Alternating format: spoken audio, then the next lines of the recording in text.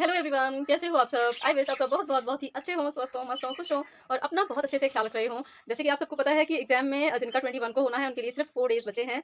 Even 3 days कहेंगे हम, 18, 19 और 20। तो 3 डेज के अंदर अंदर आप सबको अपना सारा कोर्स जो है वो रिवाइज कर लेना है, ताकि सारी चीज़ें आपके माइंड में एकदम क्लियर हो जाएं, बैंड हो जाएं, आपको लगे कि हाँ आपने जो पढ़ा है बहुत अच्छे से आपको आता है। और प्लीज़ पैनिक बिल्कुल मत होइएगा, क्योंकि जो हथियार में हमारे पास नहीं होता है, हमें उसकी चिंता करके जंग में नहीं जाना होता है। हमें जो हथियार हमारे पास हैं उनकी मजबूती पर, उनके दम पर आगे की जो है लड़ाई लड़नी है। तो इस बात का बिल्कुल ख्याल रखिएगा कि आपके पास जो है, जितना है, जैसा है, इनफ है और उसका ही आपको बेहतर से बेहतर परफॉर्मेंस करना है। ठीक है? तो आज का जो वीडियो है all about my Hindi revision. मैंने अपना जो हिंदी रिवीजन किया है पूरा अकॉर्डिंग टू सिलेबस, 1 बाय 1 आपको बस कुछ ही टाइम में पूरा सिलेबस आपको रिकॉल करवा दे रही हूँ मैं। जैसे मैंने पढ़ा है, जैसे जो पॉइंट्स, जो कीवर्ड, जो फैक्ट्स मैंने अपने लिए नोट किए हैं, बहुत ही कम शब्दों में, बहुत ही कम समय में रिवाइज करने की कोशिश की है मैंने अपने लिए, वही सब आपके साथ शेयर कर रही हूँ। प्लीज़ बहुत मेहनत की है, तो लाइक शेयर सब्सक्राइब कर दीजिएगा। अगर आपको मेहनत जेन्युइन लगती है तो आपके लिए वीडियो बेनिफिशियल होता है, यूजफुल होता है, then please like share and subscribe कर लीजिएगा। और कमेंट करके जरूर बताइएगा कि जिनका 21 को एग्जाम हो वो जरूर कमेंट करके बताइएगा कि आपके लिए कितना हेल्पफुल रहा ये वीडियो। ये आपको तभी बताना है जब आप एग्जाम देकर आ जाएं। 22, 23, 24 आप सभी लोग मुझे रिस्पॉन्स जरूर से कीजिएगा, क्योंकि मेरा एग्जाम 25 को है, 25 ऑफ फरवरी को है मेरा एग्जाम। और मेरा सेंटर इतना दूर गया है कि मैं क्या ही बोलूँ। मुझे तो समझ ही नहीं आता कि भोलेनाथ मेरी इतनी परीक्षा क्यों लेते हैं। हर किसी का एग्जाम सेंटर मैं देख रही हूँ नियर अबाउट होम है, जैसे कि 30 kilometre, 12 kilometre, 10 kilometre, 20 kilometre, 25 kilometre. लेकिन मेरा जो एग्जाम सेंटर है, आप यकीन नहीं मानेंगे, 500 किलोमीटर की डिस्टेंस है मेरे पर्टिकुलर प्लेस से लेकर एग्जाम सिटी की अगर मैं बात करूँ। और अगर सेंटर जब क्लियर होगा तब तो और डिस्टेंस बढ़ जाएगी। तो ये जस्ट सिटी और मेरे मेरे गांव से लेकर सिटी की डिस्टेंस मैं आपको बता रही हूँ कि 500 किलोमीटर है। सच में इतनी ज़्यादा टेंशन हो रही है मुझे, क्योंकि मुझे मेरी पूरी फैमिली को वहाँ सफ़र करना पड़ेगा, इतनी ज़्यादा डिस्टेंस। मेरी छोटी यशवी इतनी छोटी है कि उसको लेके जाने में भी मुझे प्रॉब्लम होगी। कैसे मैनेज करूँगी, क्या करूँगी, क्या पता 2 दिन पहले पहुँचना पड़े, 1 दिन पहले पहुँचना पड़े, पता नहीं। सच में बहुत टेंशन हो रही है, लेकिन कोई बात नहीं, वो टेंशन बाद में साइड में करते हैं। पर फिर भी अभी पूरा फोकस मेरा रिवीजन पर चल रहा है, तो मैं अभी इसलिए अपना जो एग्जाम है वो 22, 23 को मान के चल रही हूँ, क्योंकि 25 को माना मेरा एग्जाम है, लेकिन मुझे पता नहीं कितना सफर करना पड़े, तो इसलिए मैं अपना पूरा रिवीजन कर रही हूँ। तो अभी मैंने हिंदी का रिवीजन कर लिया है, करंट अफेयर का रिवीजन कर लिया है, कंप्यूटर का रिवीजन कर लिया है, इंग्लिश रिवीजन कर लिया है मैंने। सीडीपी की अभी कुछ यूनिट्स अभी मेरे बाकी है, तो मैंने अभी पूरा नहीं किया है। जैसे ही वो करूँगी रिवीजन, तो उसका वीडियो भी आपके साथ शेयर जरूर करूँगी। 21 से पहले मेरे सारे वीडियोस जो रिवीजन के होंगे वो आप सबके साथ मैं शेयर कर दूंगी, सारे आपको मिल जाएंगे। तो चलिए बिना टाइम वेस्ट किए जल्दी से जल्दी हम लोग हिंदी रिवाइज कर लेते हैं। उसके बाद 1 बाय 1 आपको मेरे सारे वीडियो मिलेंगे, और प्लीज एफर्ट को अप्रिशिएट जरूर कीजिएगा, ये मेरी आप सबसे रिक्वेस्ट है। फ्रेंड्स, सबसे पहले देख लेते हैं कि हमारा जो सिलेबस है वो क्या है। सिलेबस के अकॉर्डिंग हम चलेंगे। तो सबसे पहले सिलेबस में देखिए, भाषा, संज्ञा से अवयव तक के सारे जो भी संज्ञा, सर्वनाम, ये सब है, ये आपको करने हैं। आपको नहीं, हमें ही करने हैं मतलब। और उसके बाद उपसर्ग, प्रत्यय, वाक्य निर्माण, पर्यायवाची, विपरीतार्थक, अनेकार्थी, ये सभी टॉपिक्स आप देख रहे हैं बिल्कुल अकॉर्डिंग टू KVSPRT सिलेबस के अकॉर्डिंग ही है। अकॉर्डिंग नहीं, ये पूरा सिलेबस सही है और यही चीज़ें आपको करनी है। तो चलिए शुरू करते हैं। सबसे पहले भाषा से शुरुआत करते हैं, एक एक करके सारे टॉपिक रिवाइज करेंगे। फ्रेंड्स, ये मेरे सेल्फ रिटन नोट्स हैं और इसे मैंने बुक और यूट्यूब चैनल दोनों की मदद से मतलब नोट किए हैं, जो भी जेन्युइन है। ज़्यादातर क्वेश्चन यहीं से डायरेक्ट राइज होते हैं। तो देखिए, सबसे पहले हम बात करेंगे भाषा की। भाषा में आपको याद रखना है कि हिंदी भाषा जो है वो भारूपी परिवार की भाषा है। भारूपी परिवार आपको ध्यान रखना है। और दूसरी चीज़ क्या है कि हमें याद रखना है कि जो भाषा परिवार है हिंदी में, वो 4 भाषा परिवार हैं, 4 भाषा परिवार दिए गए हैं। तो आप इसके जो है सीक्वेंस देख सकते हैं, भारूपीय, द्रविड़, ऑस्ट्रिक व चीनी तिब्बती। कभी कभी फ्रेंड्स, इन नोट्स के साथ साथ आपको मैं कुछ चीज़ें बुक से भी करवाऊंगी। ये लूसेंट की मेरी बुक है, ग्रामर बुक। तो बस आप थोड़ा पेशेंस बनाए रखिएगा, बहुत कम समय में जल्दी से रिवीजन हो जाएगा हमारा। तो यहाँ पर चीनी तिब्बती की जगह कभी कभी चीनी बर्मी भी या फिर तिब्बत बर्मी भी दे देते हैं, तो याद रखिएगा। उसके अलावा प्राचीन भारतीय जो आर्य भाषा है वो वैदिक संस्कृत और लौकिक संस्कृत है। इसके बाद अगर हम बात करते हैं मध्यकालीन आर्य भाषा की, तो वहाँ पर पाली, प्राकृत और अपभ्रंश मिलती है। जो आधुनिक भाषा है, मैंने कम शब्दों में लिखने का प्रयास किया है क्योंकि उतना टाइम नहीं था। तो आधुनिक भाषा जो है वो हिंदी व हिंदीतर में आ जाता है। जैसे आपका बांग्ला, उड़िया, गुजराती और असमिया, इस तरह की अदर भाषाएं भी हिंदीतर भाषाओं में ही आती हैं। तो उसके बाद हम बात करेंगे, नेक्स्ट पॉइंट है जो हमारा, वो है हिंदी विकास का क्रम। विकास का क्रम जो शुरू होता है वो संस्कृत से शुरू होता है। संस्कृत, पाली, प्राकृत, अपभ्रंश, अवहट्ट, प्राचीन या प्रारंभिक हिंदी। तो अभी हिंदी चल रही है, तो इसका जो सीक्वेंस है बिल्कुल सेम है, आपको ऐसे ही याद रखना है। कभी कभी सीक्वेंस पूछ देता है, अगर सीक्वेंस मान लीजिए पाली से दे देता है तो संस्कृत नहीं देगा, तो संस्कृत कहीं बीच में भी ऐड नहीं होगा। फिर अगर प्राकृत, अपभ्रंश, अवहट्ट, प्रारंभिक हिंदी देता है तो भी आपका सही हो जाएगा, फिर आपका पाली बीच में नहीं आएगा। तो ध्यान रखिएगा, आपका सीक्वेंस यही रहेगा। इनमें से अगर कोई भाषाएं, तो फ्रेंड्स अभी आपने इधर तक के पॉइंट्स आपने देख लिए हैं। डिस्टर्बेंस के लिए आपसे सबसे सॉरी कहती हूँ, क्योंकि शोर होता रहता है तो बीच बीच में जो है डिस्टर्बेंस हो जाता है। उसके बाद हिंदी की आदि जननी जो है वो संस्कृत है, याद रखना है ये पॉइंट। सौरसेनी, पश्चिमी हिंदी, राजस्थानी और गुजराती, ये सौरसेनी, इसको याद रखना है, इससे रिलेटेड है ये। अर्धमगधी जो है वो पूर्वी हिंदी, इसका संबंध इससे है। इसके बाद ये कुछ चीज़ें मैंने लिखी हैं यहाँ पर, ये इनकी जो है, जैसे सूर्यदास है वो उनको चाप का जहाज कहा जाता है। कवि गंग की जो रचना है, चंद छंद वर्णन की महिमा, आलम इन्होंने सुदामा चरित लिखा है। जटमल इनकी गोरा बादल की कथा है। तो ये as it is question direct आ जाते हैं, अगर डीप में पूछा जाए तो आ सकते हैं। मैंने इतनी ही लिखे हैं, वैसे जरूरी नहीं है कि इससे आए ही। और उसके अलावा ये कुछ समाज हैं, जैसे मान लीजिए ब्रह्म समाज की स्थापना किसने की थी? राजा राम मोहन राय ने। कब की थी? 1828 में। आर्य समाज दयानंद सरस्वती, इसका 1875। Theosophical society Annie Besant 1882। प्रार्थना समाज आत्माराम पांडुरंग 1867। रामकृष्ण मिशन इसकी स्थापना की थी विवेकानंद 1897 में। तो ये कुछ चीज़ें हैं जो मैंने स्पेशली की पॉइंट्स आप कह सकते हैं, की फैक्टर कह सकते हैं, की फैक्ट चाहिए आपको एज इट इज़ याद करने हैं। क्वेश्चन भी आपको एज इट इज़ मिल जाते हैं एग्जाम में। तो देखिए नेक्स्ट पेज में क्या है। अगर हम नेक्स्ट पेज की बात करते हैं तो यहाँ पर हम सबसे पहले हिंदी की बात करेंगे। तो हिंदी जो है वो 14 सितंबर यानी कि 14 सितंबर 1949 को हिंदी को राजभाषा का दर्जा दिया गया था जब संविधान में। तो इसी को ही 14 सितंबर को ही यानी कि 14 सितंबर को ही हिंदी दिवस भी मनाते हैं। तो ये चीज़ आपको याद रखनी है। उसके बाद भाषा विषयक उपबंध या अनुबंध, उपबंध जो है, अगर उपबंध आता है, भाषा विषयक उपबंध आता है हिंदी से संबंधित, तो ये है एक 120 to 210 ये उपबंध में हिंदी का जो है हिंदी का उल्लेख किया गया है। एवं भाषा विषयक भाग की अगर हम बात करते हैं तो ये है भाग 17। भाग 17 का के अनुच्छेद 343 से 351 तक जो है हिंदी भाषा की चर्चा है, इसमें इसका उल्लेख किया गया है, इसके बारे में सारी बातें लिखी गई हैं। उसके बाद अगर हम अनुसूची की बात करेंगे तो 8वीं अनुसूची याद रखना है बिल्कुल एकदम। उपबंध अगर बात करेगा तो 120 से 210, और अगर भाषा विषयक भाग की बात करेगा तो भाग 17 की बात होगी। उसके बाद अनुच्छेद की बात होगी तो 343 से 351 तक, और अनुसूची की बात होती है तो 8वीं अनुसूची। बिल्कुल अच्छे से याद रखिएगा। और भाग 1 में संघ की राजभाषा के बारे में बात की गई है। तो उसमें बताया गया है कि हमारी जो राजभाषा है वो हिंदी है और लिपि देवनागरी है। देखिए एक चीज़ हमेशा याद रखिएगा कि हमारी कोई राष्ट्रभाषा नहीं है, यानी कि भारत की कोई भी राष्ट्रभाषा नहीं है, और जो हिंदी है वो हमारी राजभाषा है। बिल्कुल अच्छे से याद करके रखिएगा इस चीज़ को, कन्फ्यूजन बिल्कुल मत रखिएगा। कई बार हम लोग कन्फ्यूज हो जाते हैं कि हमारी नेशनल लैंग्वेज हिंदी है, नेशनल नहीं है, ये हमारी ऑफिशियल लैंग्वेज है। तो हिंदी में तो ऑफिशियल और नेशनल करके नहीं आएगा, राष्ट्र और राजभाषा के रूप में ही आएगा, तो आप वैसे ही याद करके रखिएगा। उसके बाद अगर हम बात करते हैं तो 8वीं अनुसूची में जो है 8वीं अनुसूची, तो फ्रेंड्स जो 8वीं अनुसूची है वहाँ पर जो बात की गई है, प्रारंभ में 14 भाषाओं को मान्यता दी थी। मैंने एकदम उतना ही लिखा है जितना मतलब कम से कम शब्दों में ज़्यादा से ज़्यादा हो पाए। तो आप उस चीज़ को ऐसे मत सोचिए क्या लिखा है, मैं जो बोल रही हूँ आप उस पर ध्यान दीजिएगा। 8वीं अनुसूची में जो प्रारंभ में बात करी गई थी, शुरुआत में जो भाषाएं मतलब एक्सेप्ट की गई थी, तो वो थी 14 भाषाएं। 14 भाषाओं को मान्यता दी गई थी 8वीं अनुसूची में संविधान में। तो उसके बाद 21वां संशोधन जब हुआ 1967 में, तो सिंधी भाषा को ऐड कर लिया गया था। तो फिर 15 भाषाएं हो गई थी, यानी कि 21वें संशोधन के अकॉर्डिंग जो है सिंधी भाषा को जोड़ा गया था। उसके बाद 3 भाषाएं और जोड़ी गई थी, कोंकणी, मणिपुरी, नेपाली। ये 71वें संशोधन के अनुरूप जोड़ी गई थी 1992 में। 1992 में 71वां संशोधन जो हुआ था तब 3 भाषाएं और जोड़ दी गई थी। उसके बाद बोडो, डोंगरी, मैथिली, संथाली, ये 92वें संशोधन 2003 में जो हुआ था उसके अनुसार जोड़ी गई थी 4 भाषाएं और। अब टोटल मिलाकर हमारे संविधान में 22 भाषाओं का उल्लेख है, 22 भाषाएं हमारे संविधान में एक्सेप्ट की गई हैं। अब हम बात करते हैं कि सर्वप्रथम एक अंग्रेज प्रशासनिक अधिकारी जिनका नाम जॉर्ज अब्राहम ग्रियर्सन था, उन्होंने 1889 में अपने modern vernacular literature of Hindustan में हिंदी व उपभाषाओं व बोलियों का वर्गीकरण किया था। सबसे पहले इन्होंने ही हिंदी और हिंदी की जो उपभाषाएं हैं और बोलियां हैं उनका वर्गीकरण किया था। किसमें? Modern vernacular literature of Hindustan में। इसके बाद इनका एक ग्रंथ है जिसको हम ए लिंग्विस्टिक सर्वे ऑफ इंडिया कहते हैं। तो ये एकदम सटीक पॉइंट्स हैं, बिल्कुल एनसीईआरटी बेस्ड है। ये सारी चीज़ें एनसीईआरटी के 12th तक की जो बात होती है उनमें कहीं ना कहीं ये पॉइंट्स मिल जाते हैं, तो ये चीज़ें बिल्कुल याद रखनी है। और उसके बाद हम आते हैं चैप्टर नंबर 2 पर, जो है हमारा वर्णमाला। वर्णमाला हालांकि नहीं दिया गया है, लेकिन फिर भी हम इसमें से कुछ चीज़ें जो है पढ़ेंगे, ताकि अगर कोई क्वेश्चन आ जाता है, क्योंकि एक आधा क्वेश्चन मैंने प्रीवियस ईयर में देखा है उसमें आया है, तो बस केवल थोड़ी थोड़ी सी चीज़ें जो एकदम सटीक पूछी जाती हैं वही हम लोग पढ़ेंगे। वैसे तो ये वर्णमाला चैप्टर बहुत बड़ा है।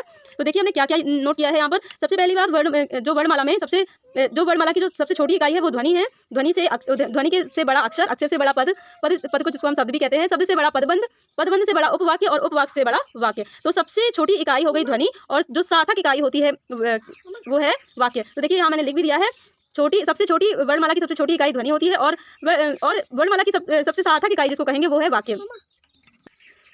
उसके बाद हम बात करेंगे उच्चारण के हिसाब से। यहाँ पर जो 45 लेटर्स माने जाते हैं वर्णमाला में, जो अक्षर माने जाते हैं वो कितने हैं? 45 हैं। 45 में 45 हैं, 45 में 10 स्वर और 35 व्यंजन हैं। अगर हम लेखन के आधार पर बात करेंगे तो 52 लेटर्स हैं, जिसमें कि 13 स्वर, 35 व्यंजन और 4 संयुक्त स्वर हैं। उसके बाद अगर हम बात करते हैं तो ज़्यादातर क्वेश्चन आ जाता है कि दंतोष्ट किसे कहते हैं। तो ये वह जो वर्ड है, वह जो अक्षर है, इसको हम दंतोष्ट में रखते हैं। उसके बाद दंत मूल या वर्तस्य की बात करें तो इसमें रा और ला दो वर्ड आ जाते हैं। इसके बाद दंत की बात करें तो दंत में शा आता है, कंठ में हा आता है और मूर्धा में श। ये एज इट इज पूछ लिए जाते हैं। वैसे तो इनका जो प्रॉपर सीक्वेंस है वो आपको आगे बता दूंगी, तो वो नहीं पूछे जाते हैं, लेकिन ज़्यादा यही चीज़ें पूछ ली जाती हैं। और इनसे भी कभी कभी क्वेश्चन आ जाता है, जिसकी छ जो वर्ड है, क्ष वर्ड जो है वो 2 ध्वनियों से मिलकर बना है, 2 व्यंजन से मिलकर बना है। एक है क प्लस श। त्र जो है त और र से मिलकर बना है। ज्ञा जो है ज और या ज और या से मिलकर बना है ज्ञा। और जो श्र है यही 4 संयुक्त स्वर हैं जो हमने अभी आगे यहाँ पर बात की थी। तो यही 4 स्वर हैं संयुक्त स्वर, सॉरी संयुक्त, ये व्यंजन है, ईश्वर नहीं है, सॉरी, आई एम सॉरी। ये चारों जो है व्यंजन हैं जो कि संयुक्त व्यंजन के रूप में पढ़ते हैं हमने। तो जो श्र है वो श, सिटी वाला श और र इन दोनों से मिलकर बना है। तो ये इससे भी डायरेक्ट क्वेश्चन आ जाता है, ध्यान रखिएगा। उसके बाद अगर हम बात करें तो क वर्ड जो है कंठ, ट वर्ड मूर्धन्य, च वर्ड तालव्य और त वर्ड दंत। यहाँ पर ध्यान रखिएगा, हम लोग कंफ्यूज हो जाते हैं ज़्यादातर कि ता को तालु से रिलेट कर लेते हैं। तो ता को तालु से रिलेट नहीं करना है, ता को दंत से रिलेट करना है। ता को दंत माना जाता है और चा वर्ड जो चा वर्ग है वो तालव्य होता है। इसके बाद पा वर्ग ओशव्य, इसमें छोटा ऊ और बड़ा ऊ भी आता है। फिर इसके बाद अंतहस्थ, यहाँ से भी डायरेक्ट क्वेश्चन आ जाता है कौन सा व्यंजन जो है अंतहस्थ है। तो यहाँ पर य र ल व ये अंतहस्थ व्यंजन है चारों। ऊष्म व्यंजन में आ जाते हैं श, खे, श। ये जो षटकोण वाला सा होता है इसको खे पढ़ते हैं, श भी पढ़ देते हैं। तो बस ये इतना ही वर्णमाला में हमने पढ़ा है, कोई भी चीज़ छूटनी नहीं चाहिए। बिल्कुल कम समय में बहुत अच्छे से हम लोग रिवीजन कर लेंगे। अब नेक्स्ट पे आते हैं। तो नेक्स्ट की बात हम करेंगे संधि। चैप्टर नंबर 3 जो हमने ऐड किया है वो है चैप्टर नंबर 3 संधि। संधि का जो शाब्दिक अर्थ होता है वो जोड़ना होता है। संधि विच्छेद का मतलब होता है अलग करना, मूल शब्दों को अपने अपने पुनः अवस्था में लाना संधि विच्छेद कहलाता है। जो संधि विच्छेद के भेद होते हैं वो 3 तरह के भेद होते हैं, स्वर संधि, व्यंजन संधि, विसर्ग संधि। और व्यंजन और विसर्ग के कोई भेद नहीं होते हैं, केवल स्वर संधि के 5 भेद होते हैं, जिसमें से दीर्घ, गुण, वृद्धि और यड़ और अयादि, ये 5 प्रकार स्वर संधि के हैं। जिसमें से अगर हम दीर्घ की बात करते हैं तो दीर्घ में मतलब दीर्घ की अगर हम बात करें तो छोटा आ और बड़ा आ मिलकर बड़ा आ बना देते हैं, या छोटी ई बड़ी ई मिलकर बड़ी बना देते हैं। इसमें कोई भी सेम स्वर मिलकर, जैसे कि अ मिलकर आ बना देगा बड़ा आ, और छोटी छोटी मिलकर बड़ी बना देगा, छोटा ऊ मिलकर बड़ा ऊ, या छोटा ऊ बड़ा ऊ मिलकर भी बड़ा ऊ बना देता है। तो यहाँ पर जो मात्राएं बनती हैं वो दीर्घ यानी कि बड़ी मात्राएं बनती हैं। जैसे कि बड़ी मात्राओं में बड़े आ की मात्रा हो गई, बड़ी ई की मात्रा हो गई, बड़ा ऊ की मात्रा हो गई। तो केवल बड़ा ऊ तक की मात्राएं यहाँ पर हम देखते हैं, कहाँ पर, दीर्घ में। इसके बाद अगर हम गुण संधि की बात करते हैं तो गुण संधि में ए की मात्रा और ओ की मात्रा यहाँ पर हम देखते हैं। तो यहाँ पर एक एक एग्जाम्पल ही मैंने लिए हैं। आप अपनी बुक ओपन कीजिएगा और ये चैप्टर पढ़ने के बाद आप अपनी बुक ओपन कीजिएगा और इससे ज़्यादा से ज़्यादा क्वेश्चन प्रैक्टिस कर लीजिएगा। अगर नहीं कर पाते हैं तो मैं अभी आपको अपनी बुक से इसकी बहुत सारे एग्जाम्पल आपको बता दूंगी। तो यहाँ हमने एक ही एग्जाम्पल लिया, धर्म प्लस अर्थ यानी कि धर्मार्थ। तो यहाँ हम देख रहे हैं यहाँ पर बड़ा आ हो गया है, माँ जो है माँ में बड़ी आ का मात्रा लग गई है यहाँ पर, तो ये दीर्घ संधि का उदाहरण हो गया। उसके बाद नर प्लस ईस, अ प्लस ई मिलकर ए बना रहे हैं, तो ये ए हो गए। यहाँ पर आप देख सकते हैं ए और ओ की और अर, ये 3 मात्राएं यहाँ पर बनेंगी। ए की मात्रा, ओ की मात्रा और अर की मात्रा बनेगी। जब ऐसी मात्राएं बनती हैं तो हम उसे गुण संधि कहते हैं, जैसे कि नर प्लस ईस मिलकर नरेश बन गया। उसके बाद ये अगला एग्जाम्पल वृद्धि संधि का है। एक यानी कि ए अ प्लस ए मिलकर ए बना देता है। यहाँ पर 2 मात्राएं बनती हैं, ए और औ 2 मात्राएं बनती हैं, ये वृद्धि संधि में। और यड़ संधि में य, व और त्र बनता है। जो ऋषि की मात्रा होती है, ऋषि की मात्रा के साथ कोई जब स्वर मिल जाता है तो वो दोनों मिलकर त्रा बना देते हैं, जैसे कि पित्राज्ञा, मात्राज्ञा, इस तरह से शब्द बनते हैं। और इसके बाद अगर हम बात करें अयादि संधि की तो इसमें आय आव ऐसे शब्द बनते हैं। तो यहाँ पर हमने एक ही 2 एग्जाम्पल लिए हैं, जैसे कि ने प्लस अन मिलकर नयन आय बन गया, यहाँ पर पो प्लस अन मिलकर पवन बन गया, यहाँ पर अब बन गया। यहाँ पर आप देख रहे हैं वाह किला आपको दिख रहा है, लेकिन यहाँ पर जो अ है वो छिपा हुआ है। तो बस इस तरह से आपको 5 याद रखनी है। आपने सीख तो ली होंगी, बस केवल ये रिवीजन, इसलिए डिटेल में नहीं पढ़ेंगे हम लोग। तो दीर्घ, गुण, वृद्धि, यड़ और अयादि में हमने सीखा, इसमें बड़े आ की मात्रा बनती है, यानी कि इसमें सारी दीर्घ मात्राएं बनती हैं। इसमें ए और ओ और आर की मात्रा बनेगी, इसमें आय और औ की मात्रा बनेगी, इसमें य, व और त्र 3 मात्राएं बनेंगी, इसमें आय अब आव, आई आवी ऐसे शब्द जो है बनते हैं। तो ये हो गई हमारी संधि में 5 संधियों के बारे में हमने छोटे से फॉर्म में डिस्कस कर लिया है। उसके बाद अगर हम बात करते हैं, हाँ, अगर हम व्यंजन और विसर्ग संधि की बात करें तो विसर्ग में हमें विसर्ग लगा दिख जाएगा तो हमें समझ आ जाएगा कि ये विसर्ग संधि है। मैक्सिमम टू मैक्सिमम आप प्रैक्टिस कर लीजिएगा। उसके अलावा व्यंजन संधि की बात करें तो यहाँ पर कोई भी स्वर आगे से नहीं मिलेगा, जैसे कि दिक प्लस अज यानी कि दिक प्लस गज दिग्गज बन जाता है। तो यहाँ पर जो भी अक्षर होंगे वो व्यंजन होंगे, स्वर नहीं होंगे, तो हमें पता चल जाएगा कि ये व्यंजन संधि है। तो ये सारी हमने चीज़ें डिस्कस कर ली हैं और डिटेल में पढ़ने के लिए हम थोड़ी सी एग्जाम्पल ले लेते हैं बुक से। तो देखिए फ्रेंड्स, यहाँ पर हम स्वर संधि पर आ चुके हैं और यहाँ पर दीर्घ संधि के बारे में अगर हम बात करते हैं तो यहाँ पर अ ई उ के पश्चात आ ई उ या फिर बड़ा आ बड़ी ई बड़ी ऊ जो भी आते हैं उन सबको मिलाकर बड़ा आ बड़ी ई बड़ी ऊ हो जाते हैं, जैसे कि धर्मार्थ, स्वार्थी, देवर्चन, इस तरह से काफ़ी एग्जाम्पल दिए हैं। लेकिन हम आपको केवल इंपॉर्टेंट जो एग्जाम पॉइंट ऑफ व्यू से बहुत ज़्यादा इंपॉर्टेंट है वही देखेंगे, जैसे कि परि प्लस इच्छा, इस तरह का संधि विच्छेद आप देख सकते हैं, बिल्कुल पास से दिखा रही हूँ मैं आपको। परि प्लस इच्छा, परीक्षा बनता है। बाकी के सब सिंपल होते हैं, ज़्यादातर हम लोगों ने पढ़ रखे हैं। सेकंड एग्जाम्पल जो है लक्ष्मी प्लस इच्छा, लक्ष्मीक्षा हो जाता है, यहाँ पर देख सकते हैं आप। उसके बाद अगर मैं अगली बात करूँ तो यहाँ पर भू प्लस उत्सर्ग, भूत सर्ग हो जाता है। इसी तरह से जो है ये सारे जो एग्जाम्पल आप देख रहे होंगे काफ़ी आपको दिख रहे हैं, अपने बुक से भी प्रैक्टिस कर सकते हैं, अपने सेल्फ नोट से भी प्रैक्टिस कर सकते हैं। उसके अलावा यहाँ पर अगर हम गुण संधि की बात करते हैं तो यहाँ पर ए ओ और अर हो जाता है। किसके बाद अ आ ई या ई के बाद उ ऋषि के आपस में जब मिलते हैं तो ए ओ अर बन जाता है। उसके बाद यहाँ पर हम कुछ एग्जाम्पल देख लेते हैं, जैसे कि नव प्लस ऊड़ा नवोड़ा हो जाता है। यहाँ पर देख रहे हैं आप लोग अ प्लस ऊ मिलकर ओ बन गया है, ओ यहाँ पर दे रहा है। इसी तरह जल प्लस उर्मी जलोर्मी हो गया, समुद्र प्लस उर्मी समुद्रोर्मी हो गया, महा प्लस उष्ण महोष्ण हो गया। इसी तरह से आप देखेंगे राका प्लस ईस राकेश हो जाता है, महा प्लस ईस महेश हो जाता है। तो ये सारे एग्जाम्पल जो ए और ओ का विकार बाद में बन जाते हैं, यानी कि अ प्लस अदर स्वर मिलकर पता नहीं क्या। अगर हम अगली बात करते हैं वृद्धि संधि की, तो वृद्धि संधि में आप देख सकते हैं लोक प्लस एषणा, यानी कि अ अ प्लस ए मिलकर ए हो जाता है, अ प्लस आई मिलकर भी ए ही बनेगा। इन सभी से आप देख सकते हैं जो इनके फॉर्म है वही बता रही हूँ। अ प्लस ए मिलकर ए हो जा रहा है, सदा प्लस ए सदैव ये आया हुआ क्वेश्चन है ना। तो इस तरह से तथा प्लस एव तथा एव हो जाएगा। जो जिसमें दो मात्राएं बन जाएं, ओ की और आई की दो मात्राएं बनती हैं, वो वृद्धि संधि होता है। सिर्फ इतना याद रखना है। बाकी के एग्जाम्पल आप प्रैक्टिस कर सकते हैं, जैसे कि दंत प्लस ओष्ठ मिलकर दंत औष्ठ हो जाता है। यहाँ पर महा प्लस ओजस्वी महाओजस्वी हो जाएगा, महा प्लस ओज महोज हो जाएगा। तो इस तरह से काफी एग्जाम्पल्स हैं, आप अपनी बुक से प्रैक्टिस कर लीजिएगा। फिर यर संधि की अगर हम बात करते हैं तो इसमें यर संधि में क्या क्या बनता है, व बनता है और इसी से र बनता है और या बनता है। उ और उ को व बनेगा, ई और ई या बनेगा और ऋषि से र बनेगा। जैसे कि ई प्लस आ मिलकर या बन गया, अति प्लस अधिक, ई प्लस आ मिलकर अत्यधिक बन गया। इसी तरह अगर हम देखेंगे, ये दो एग्जाम्पल एकदम मुझे अलग लगे, जैसे कि नी प्लस ऊन न्यून और वी प्लस उ व्यूह। इसके बाद अगर हम बात करते हैं सु प्लस अच्छ स्वच्छ, अनु प्लस आय अन्वय, सु प्लस आगत स्वागत, मधु प्लस आलय मधवालय, अनु प्लस इति अनवृति, प्रभु प्लस एषणा प्रभवेषणा, अनु प्लस एषणा अन्वेषणा, गुरु प्लस ओदन गुरुवोदन, वधु प्लस आगमन बधवागमन, भू प्लस आदि भ्यादि भ्वादि बनेगा, ये भ्वादि। तो बस इतने ही एग्जाम्पल आपको याद रखने हैं किसमें, ये है हमारे यड़ संधि के एग्जाम्पल। उसके बाद हम बात करते हैं अयादि संधि की। तो अयादि संधि में भी आप देख लीजिएगा, अयादि संधि में यहाँ पर पो प्लस अन पवन और ने प्लस अन नयन मैंने आपको बता ही दिए थे। यहाँ पर पो प्लस इत्र पवित्र बन जाता है, गो प्लस ईस गवीश बन जाता है। इस तरह से कई एग्जाम्पल्स हैं, आप उससे प्रैक्टिस कर लीजिएगा। और उसके बाद अगर हम बात करते हैं, ये जस्ट समरी है, आपको छोटी छोटी सी टाइम में बहुत अपनी जो भी आपने पढ़ा है अभी तक वो आपको एकदम अच्छे से समराइज हो जाएगा, आपको याद रहेंगी चीज़ें। तो व्यंजन संधि की अगर हम बात करते हैं, जैसे कि दिक प्लस गद दिग्गज हो गया, दिक प्लस विजय दिग्विजय हो गया, अच प्लस अन अजंत हो गया, तो षट प्लस रिपु षड रिपु हो गया, है ना। इसमें से कुछ एग्जाम्पल मैंने हाईलाइट किए हैं, तो आपको वही शेयर कर दे रही हूँ। उसके बाद अगर हम बात करते हैं ता संबंधित नियम क्या होते हैं, उत्प्लस चारण उच्चारण बन जाता है, उच्चरित बन जाता है, जगछाया बन जाता है, सच्चरित बन जाता है। तो इस तरह से काफी उड्डयन भट्टिका उड्डयन, ये examples same as it is आ जाते हैं, तो आपको मोर एंड मोर प्रैक्टिस करनी है। तो इसके बाद हमने बात कर ली है लगभग व्यंजन संधि की लगभग बात कर ली है। काफी इनके नियम होते हैं, तो आप पूरे नियम से ध्यान मत दीजिएगा, बस इतना दिमाग में रखिएगा कि व्यंजन संधि में व्यंजन वर्ड को मिलाकर जो है विकार उत्पन्न होता है। तो ऐसे डायरेक्ट और कुछ पता नहीं, आ भी सकता है नहीं भी आ सकता है, श्योर नहीं हूँ, पर मोर एंड मोर प्रैक्टिस ही हमारे हाथ में है। उसके बाद अगर हम बात करें विसर्ग संधि की, तो यहाँ पर आप विसर्ग संधि जैसे कि आपको दिख जाएगा, मनहा प्लस कूल मनोकूल हो जाएगा, तपह प्लस बल तपोबल हो जाएगा। तो आप कुछ जब एग्जाम्पल प्रैक्टिस कर लेते हैं तो आपको जो है चीज़ें ऑटोमेटिकली एग्जाम में याद आ जाती हैं। तो हमने एग्जाम्पल काफी प्रैक्टिस कर लिए हैं, आप अपनी बुक से कर लीजिएगा प्रैक्टिस। मेरे बुक में तो काफी दिए गए हैं, मैंने पहले भी पढ़ रखे हैं और लास्ट टाइम में एक बार फिर से पढ़ूंगी।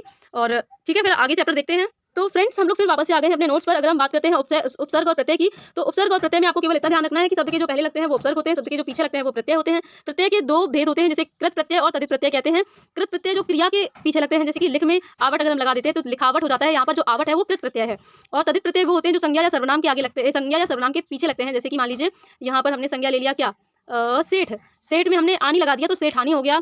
अगर हमने कुम्हार में इन लगा दिया तो कुम्हारिन हो गया। तो जो कुम्हार और सेठ है यहाँ पर वो संज्ञा शब्द हैं। तो बस इतने से ही आप ध्यान रखिएगा, वैसे उपसर्ग प्रत्यय समझ में आ ही जाते हैं। तो एक चीज़ हमने ये भी प्रैक्टिस कर ली। इसके बाद अगर हम बात करें समास की, तो समास का मतलब होता है संक्षिप्तीकरण, इसका मतलब भी जोड़ना ही होता है, पर इसको हम संक्षिप्त में जोड़ते हैं। संक्षिप्त समास की अगर हम बात करें तो ये भेद, यहाँ पर भेद जो इसके भेद जो है, ये भेद आपको दिख रहे होंगे, अव्ययी भाव समास, तत्पुरुष समास, कर्मधारय समास, द्विगु समास, द्वंद्व समास, बहुव्रीहि समास।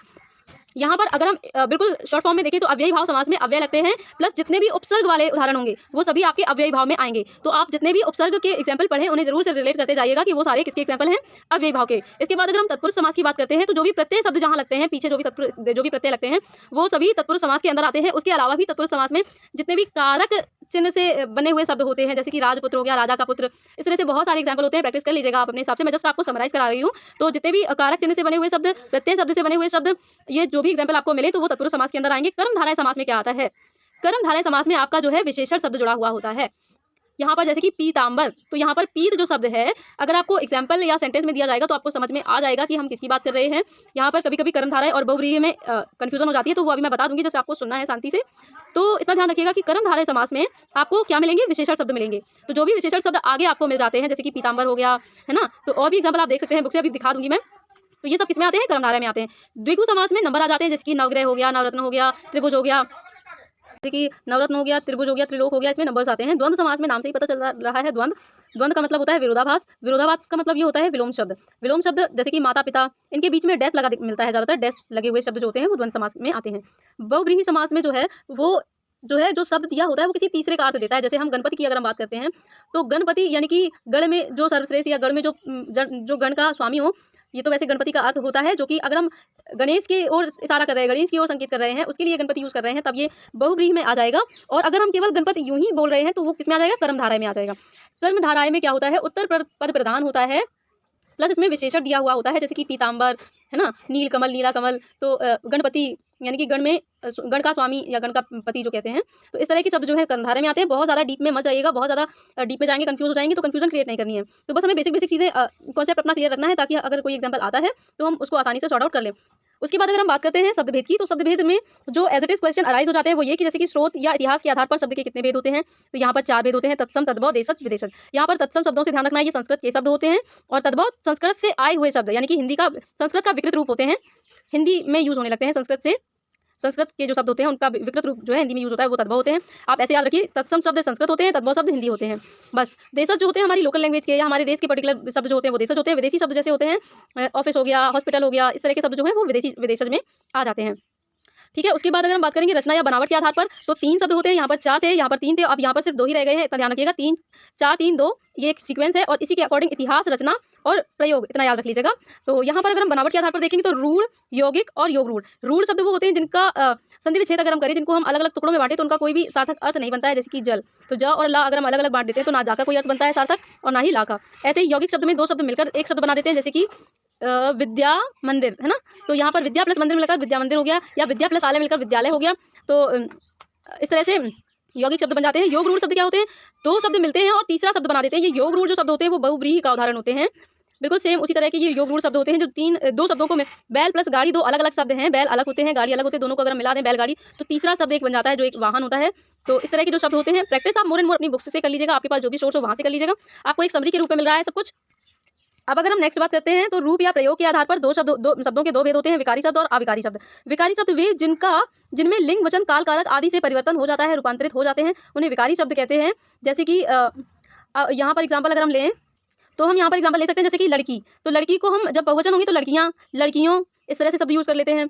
तो इस तरह से जो शब्द बदल जाते हैं, जिनमें एक वचन, बहुवचन, या फिर जैसे लड़का लड़की, लड़का का लड़की भी हो जाता है, लिंग के अनुसार बदल जाते हैं, या जिनमें कारक लगाकर भी बदलाव किया जा सकता है, तो उन शब्दों को हम विकारी शब्द कहेंगे। और अविकारी शब्द क्या होते हैं, अविकारी शब्द वे होते हैं जिनमें परिवर्तन नहीं होता है। मोस्टली अविकारी शब्द में अवयव आते हैं, जैसे कि आज, कल, कब, जब, इधर, उधर, क्यों, कैसे। तो क्यों, कैसे, कब जो ये शब्द होते हैं संबंध बोधक अवयव होते हैं, समुच्चय बोधक होते हैं। इन शब्दों में किसी भी तरीके से परिवर्तन नहीं हो पाता है। ये शब्द चाहे आप एक वचन के लिए यूज़ करें, चाहे बहुवचन के लिए यूज़ करें, सेम ही फॉर्म उनकी जो है प्रयोग की जाती है। तो बस आपको इतना ही याद रखना है। मोर एंड मोर प्रैक्टिस आप खुद से कीजिएगा, अपनी बुक से कीजिएगा। ये सिर्फ एक समरी है ताकि आपको सारी चीज़ें जो है रिकॉल हो जाएं। तो मैं जब पढ़ती हूँ तो इस तरह से नोट्स बनाकर बुक सामने रख के पढ़ती हूँ, तो मुझे पढ़ने में आसानी होती है, मेरे कोई भी टॉपिक छूटते नहीं है। तो बस ये आपके लिए एक सजेशन है, एक मेरा तरीका है जो मैं आपको बता रही हूँ, शेयर कर रही हूँ। अब नेक्स्ट अगर हम बात करते हैं, तो नेक्स्ट की अगर हम बात करें अर्थ के आधार पर अगर हम बात करते हैं, तो ये 4 प्रकार के हो जाते हैं। एकार्थी, अनेकार्थी, समानार्थी, इनको पर्यायवाची भी कहते हैं। विपरीतार्थी, इनको विलोम भी कहते हैं। तो बस इतने ही आपको याद रखना है। एकार्थी आपको पता है जिनका केवल एक ही अर्थ होता है, अनेकार्थी जिनके एक से ज़्यादा अर्थ हो जाते हैं, जैसे कि ग्रह का अगर हम ग्रह शब्द देखें तो यहाँ पर ग्रह के 2 अर्थ होते हैं, एक तो ग्रह हो जाता है घर और एक ग्रह हो जाता है प्लेनेट। तो इस तरह के अनेकार्थी शब्द हो जाते हैं। एकार्थी जिसका सिर्फ एक ही अर्थ निकलता है, यहाँ पर ज़्यादातर संज्ञा शब्द आते हैं, जैसे कि राम हो गया, राम का एक ही अर्थ होता है और एक ही इसका बनेगा ना। तो अब यहाँ पर अगर हम समानार्थी बात करें तो यहाँ पर्यायवाची आ जाते हैं, यानी कि एक शब्द के कई नाम होते हैं, कई तरीके के शब्द को हम, जैसे कि कमल के हो गया, क्या जलज, पंकज, नीरज, इन सब के लिए कमल का ही नाम होता है। तो बस विपरीतार्थक में आप विलोम शब्द समझ ही गए होंगे, तो ज़्यादा इसको आगे डिटेल में नहीं पढ़ेंगे, इतना ही समझ लीजिएगा। एग्जाम्पल आप मोर एंड मोर खुद से प्रैक्टिस कीजिएगा। इसके बाद संज्ञा से अवयव तक की सारी डेफिनेशन आपको अच्छे से याद कर लेनी है। संज्ञा में ही आ जाता है लिंग, वचन, काल, कारक, वो भी आपको अच्छे से पढ़ लेना है। लिंग वचन, एक वचन, बहुवचन होते हैं, आपको पता है, स्त्रीलिंग, पुल्लिंग, नपुंसकलिंग होते हैं, पता है। तो इसलिए इनको मैंने मेंशन नहीं किया है, केवल आपको जस्ट याद रखना है। आपको एक टॉपिक कीवर्ड दे दिया है मैंने, आपको ये अपने आप से पढ़ लेना है जितना आप पढ़ सकते हैं। पर्यायवाची आपको खुद से पढ़ने हैं, विलोम शब्द आपको खुद से पढ़ने हैं, जितने ज़्यादा से ज़्यादा प्रैक्टिस कर सकते हैं करिएगा। उसके बाद अगर हम बात करें तो विराम चिन्ह की, तो विराम चिन्ह यहाँ पर अगर हम बात करें तो पूर्ण विराम, जैसे हम कोई लाइन लिखते हैं हिंदी में और लास्ट में इस तरह से लगा देते हैं तो ये पूर्ण विराम हो जाता है। अर्ध विराम, इसको हम सेमीकोलन कहते हैं, एक बिंदी के साथ एक इस तरह से कॉमा लग जाता है। अल्प विराम, ये कॉमा ही होता है। प्रश्न चिन्ह, क्वेश्चन मार्क हम जानते हैं। विस्मृति बोधक, एक लाइन के नीचे बिंदी लगा देते हैं तो ये विस्मृति बोधक हो जाता है। उद्धरण चिन्ह एक भी होता है और 2 भी होते हैं, ये इन्वर्टेड कॉमा इसको हम इंग्लिश में कहते हैं, लेकिन हमें उद्धरण चिन्ह याद रखना है क्योंकि हिंदी में इंग्लिश नहीं मिलेगी हमें।